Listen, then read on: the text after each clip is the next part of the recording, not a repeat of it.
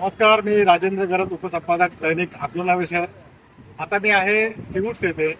येथून वारी पांडुरंगाची आणि आरोग्य सेवा वारकऱ्यांची या उपक्रमांतर्गत सॅक्रेड लाईट फाउंडेशन आणि आरोग्य 2024 या दोन संस्थांच्या संयुक्त विद्यमाने वारकऱ्यांना आरोग्य सेवा आणि औषध उपलब्ध करून देण्याच्या निमित्ताने येथे नुकताच महापौर महोदया सुजाता पाटील येऊन गेल्या.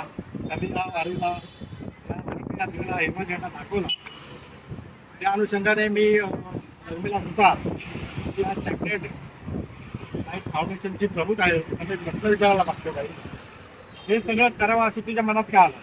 नमस्कार सर्वांना. वाटतं माझ्या मनात आलं, आमच्या घरातली तिसरी पिढी असेल जी वारीची परंपरा आपण 21 दिवस पायी नाही अविरत चालू शकत रोजच्या धकाधकीच्या जीवनात. तर माझ्या आणि डॉक्टर राहुल वडकेंच्या मनात आलं आपण आरोग्याची वारी सुरू करूया. हे आमचं 4थं वर्ष आहे. पण असं बोललं जाते की वारी फक्त पेरायची असते, वारी मोजायची नसते. आम्ही फक्त पेरण्याचं काम करतो. आमच्या हेच एक असतं की आम्ही जेवढ्या जास्त वारकऱ्यांपर्यंत पोहोचू शकतो तिथे पोहोचण्याचा प्रयत्न आम्ही सतत करत राहतो. प्रत्येक वर्षी पहिल्या वर्षी आम्ही सुरू केलं आम्ही फक्त 15 जण होतो. आज ती संख्या 100च्या वरती गेलेली आहे. वेगवेगळ्या भागातून डॉक्टर्स येतात, सगळे काही येतात आणि तिचं चालू आहे विगत प्रयत्न. या माध्यमातून एकच सांगू इच्छिते की प्रत्येक जण त्याच्या धकाधकीच्या आयुष्यात व्यस्त असतो, सगळं काही असतं. पण वारकऱ्यांची सेवा हीच खरी पांडुरंगाची सेवा आहे. कारण ईश्वर माणसात वसलेला आहे. त्या आपल्याला प्रत्येक आपल्या धर्मग्रंथात सांगितलेलं आहे. त्या माणसाची सेवा करणं, ती वारकऱ्याची सेवा करणं हाच असा अवस्था आम्ही घेतलेला आहे. आणि आम्ही जोपर्यंत आहोत किंवा त्यानंतरच अखंडित अविरत चालू राहील हाच आमचा प्रयत्न असेल.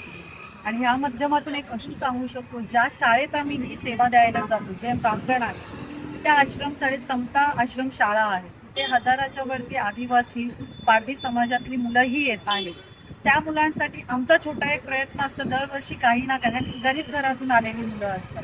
पण यावर्षी आमच्या संस्थेच्या माध्यमातून सॅक्रेड लाईट फाउंडेशन आणि आरोग्य 2024च्या माध्यमातून आम्ही 500 LPH RO वॉटर प्युरिफायरही त्यांना देत आहोत. हे आम्ही काही देणं म्हणून आमचं नाही, तर आमचं भाग्य आहे की आम्ही काहीतरी त्या समाजासाठी करू शकतो. शेवटी माणूस आहोत, माणसासाठी जगलो तरच आपलं माणूस पण टिकून राहणार आहे.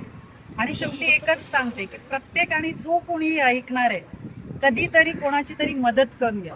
एखाद्या कोणा माणसाची मदत केली, कोणाला श्वसनाने मदत केलं तर आपण एक कुटुंब घडवतो. ज्योतिराव फुलेंनी सांगितलेलं आहे आपल्याला, एक मुलगी शिकली अख्खं कुटुंब शिकतं. तसं या शाळेत दिवसेंगणित मुलींची संख्या वाढत आहे.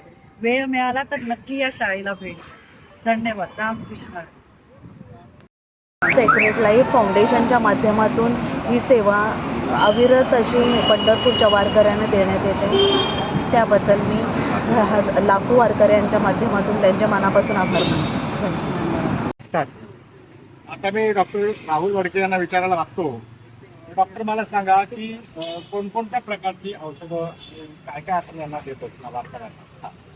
आता आपण जिथे कॅम्प करतो ते साधारण 125 किलोमीटरचा प्रवास करून वारकरी आलेले असतात.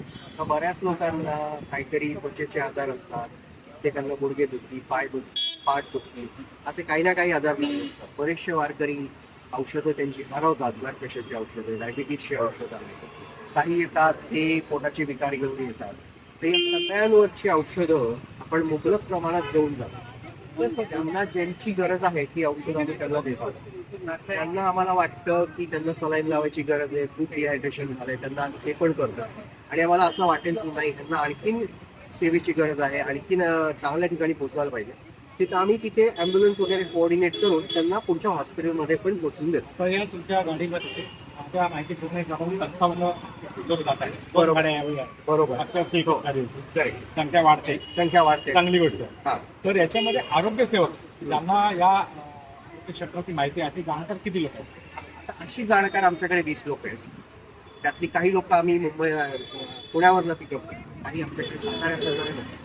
आणि आम्ही बरोबर मेडिकल स्टुडंट का घेऊन जातो, तर ह्या मेडिकल स्टुडंटला एक्सपोजर येणं गरजेचं आहे. की आरोग्य सेवा फक्त शहरात नाही गरजेची, गावागावात पण गरजेची. त्यांचे पण आजार सिमिलरच आहेत जे आपण इकडे पाहतोय. आणि एक मानवतेचा दृष्टिकोन त्यांच्यात बिंबवावा म्हणून दरवर्षी आम्ही काहीही करून मेडिकल स्टोअरिंग घेऊन जातो. तुमच्या या सर्व आरोग्य सेवांना खूप खूप धन्यवाद आणि शुभेच्छा. धन्यवाद.